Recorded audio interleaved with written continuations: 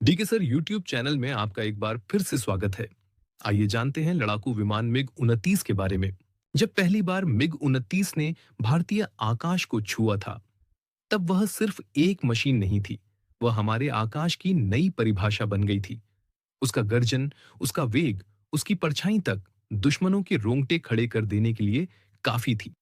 पर इस कहानी की शुरुआत उस दिन से होती है जब एक छोटे से गांव में जन्मा एक लड़का, विक्रांत, अपने खेतों में आसमान की ओर ताकते हुए कहता था, मैं उड़ूंगा और उस नीले आकाश की रक्षा करूंगा। उसके शब्दों में कोई बचपना नहीं था, एक अटूट विश्वास था, एक सपना जो मिट्टी से नहीं, आकाश से जुड़ा था। सालों की मेहनत, संघर्ष और मां के आशीर्वाद से वो दिन आया जब विक्रांत को भारतीय वायुसेना में मिग 29 उड़ाने की जिम्मेदारी मिली। वह दिन उसकी मां की आंखों में चमक और पिता की मौन गर्व में बदल गया। मिग 29 उसके लिए सिर्फ एक विमान नहीं था, वह उसकी आत्मा था, उसका साथी, उसका विश्वास।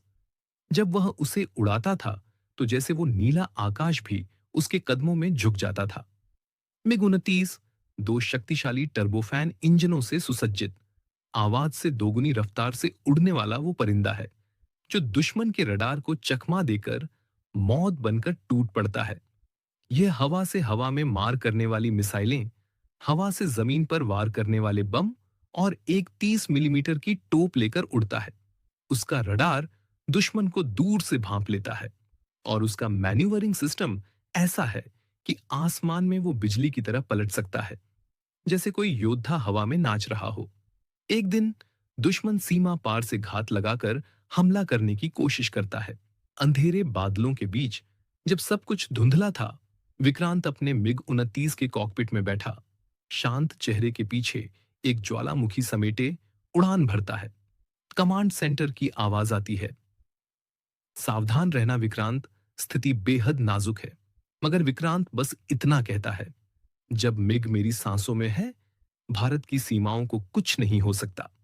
उसने दुश्मन के 3 फाइटर जेटों को पीछे छोड़ते हुए अपनी मिसाइलों से आसमान में रोशनी की लकीर खींच दी।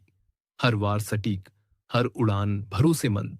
मिग 29 की गड़गड़ाहट के साथ जब वो बढ़ा तो पूरा आकाश जैसे विक्रांत के इरादों का विस्तार बन गया।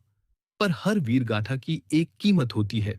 जब आखिरी मिसाइल दागने के बाद मिग की गति जरूरत से ज्यादा नीचे आ गई, विक्रांत ने खुद को बचाने के बजाय विमान को गांवों से दूर ले जाकर गिराया। विस्फोट की आवाज बहुत दूर तक सुनाई दी। पर उस दिन एक मां को, एक वतन को, एक आकाश को विक्रांत पर